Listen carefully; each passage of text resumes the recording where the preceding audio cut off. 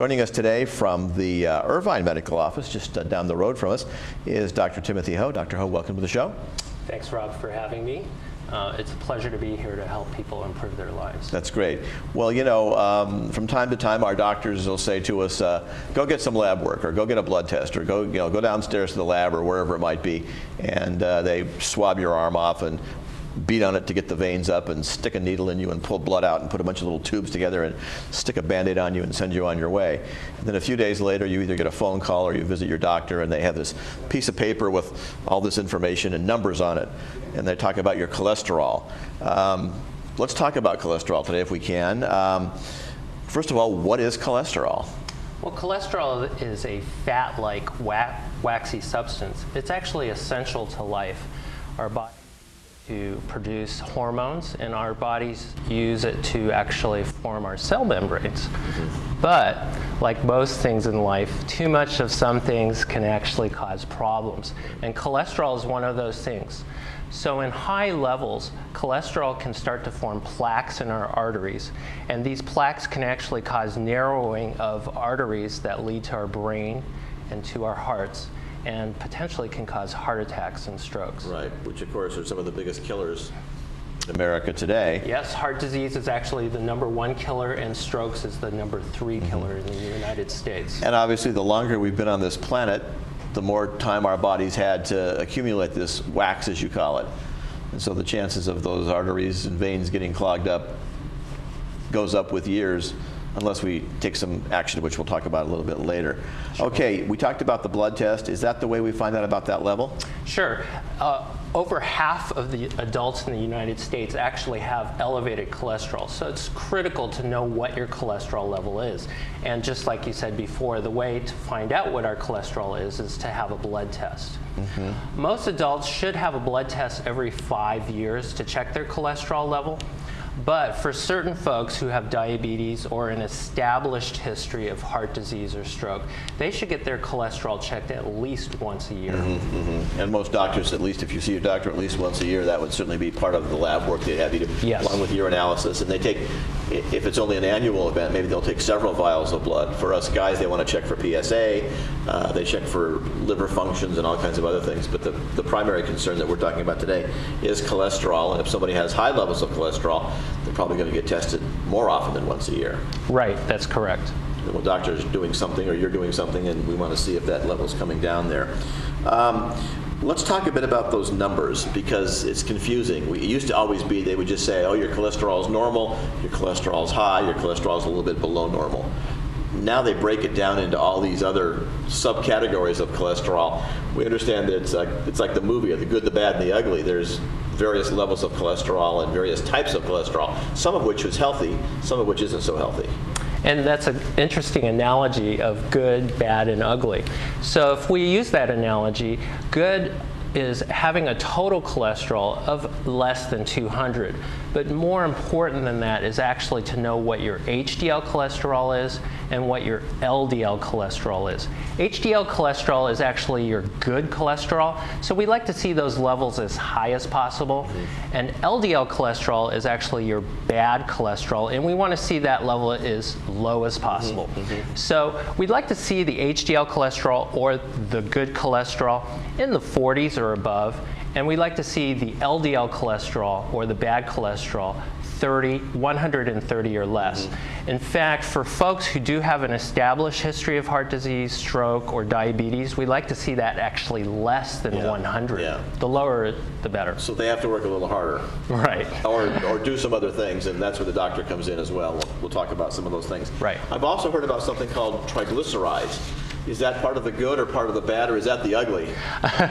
Well, I would probably call triglycerides the bad. Triglycerides are another form of fat that actually float around in your blood. And triglycerides carry a tremendous amount of energy for our bodies to use. Triglycerides are actually carried on a different particle of cholesterol called the VLDL cholesterol. And it's important as part of your overall cholesterol picture to know what your triglycerides are and to control your triglycerides. So it's not just going to be you have high or low cholesterol. You have this is your good, this is your bad, this is your triglycerides, and here's some things we can do. And that's what we're talking about now is some things we can do. depends on if it's low, high, whatever. In most cases, our cholesterol, most Americans probably don't have too low cholesterol unless they're on a real substandard diet or something, or a real poverty situation. Most Americans probably have normal to high cholesterol. That's true. Over half of Americans, like I said before, have cholesterol levels that are too high. Okay. Other than going on a water fast for 2 weeks and getting it down, how do we improve it? Well, unfortunately in our society we tend to actually focus on medication, but actually the foundation of improving cholesterol levels should always be improving our diet, improving our weight if necessary, and also increasing our activity levels. If you don't mind, we'll just talk about them a little bit. Sure. So, as far as knowing what your weight should be, we use a measurement called BMI, or body mass index. There's a little controversy over using BMI, but pretty much everyone's BMI should be approximately 20 to 25. And the best way to know what your BMI is to ask your doctor what your BMI is. Now, is that tank thing where they put people in a tank of water, and is that how they determine that? Well, actually, that test is to determine what your fat levels are.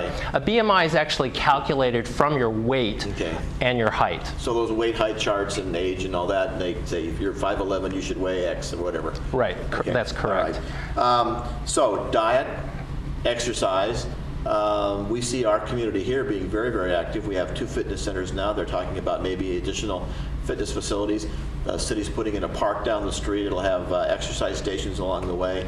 We see a lot of walking, jogging. We have our senior games coming up in a few weeks here. So this community maybe is atypical of seniors, that they're very, very active. You may see less activity amongst the working folks who maybe don't have the time or the facilities to get out there and they do their job, they're tired, they come home, eat dinner, go to bed, get up and go to work the next morning. You might see higher levels of activity amongst the seniors in some cases. Right, but it's important to make sure that we get enough activity. For most people, we recommend 30 minutes of activity at least 5, 6, 7 times a week. Right. In general, 150 minutes or more per week is what we advise. And we advise an intensity level where you're able to still talk, but you're unable to sing. And that's a great way to do it. Yeah. And that's how you can judge a correct intensity level. A lot of people ask me, well, what should I do for my exercise? And my answer is always, whatever you like. It's important to pick something that you enjoy because you don't want to become bored with your exercise. So if you don't like swimming, you shouldn't go to the pool and try and do a half hour every day in the pool. Right, you should enjoy what you're doing. That way it's more likely that you're going to continue doing it. And a lot of folks do things like riding their bike, which they enjoy. Maybe if they have an animal, walking a dog. Dogs like to get walked too, and so in fact I heard a cardiologist once say that in some cases he finds that dogs extend people's life by a certain number of years because the dog has to get walked and you have to walk it. So that's correct. It's a good idea there. Let's talk a bit about some of those medications. Diet and exercise can help to some extent, and we would try that first with a person. Then we look at maybe some additional things we could do. The person's maybe saying, I'm getting that half hour of exercise every day. I'm trying to control what I eat. I'm cutting down the hamburgers, eating more vegetables or whatever. The cholesterol numbers are still not right where you want them. Then other things you can do? Well, other things that we can do, and we already talked about diet a little bit, but it's actually important to take a closer look at our diet and the different kinds of fat that we're actually eating. Okay. The bad fats are the triglycerides, but actually the bad fats are the trans fats and the saturated fats. Trans fats tend to be found in processed foods, and luckily now that we're more aware of trans fats, food manufacturers are actually decreasing the amount of trans fats that they're putting into their foods. Saturated fats tend to be found in meats or fatty meats, and also in eggs and whole milk dairy products. Now, what makes it a little confusing is that there are monounsaturated fats and polyunsaturated fats. And actually, these fats, when we eat them in moderation, are actually beneficial and can actually help us lower our cholesterol levels. Okay, so again, reading those labels becomes very, very important, and the manufacturer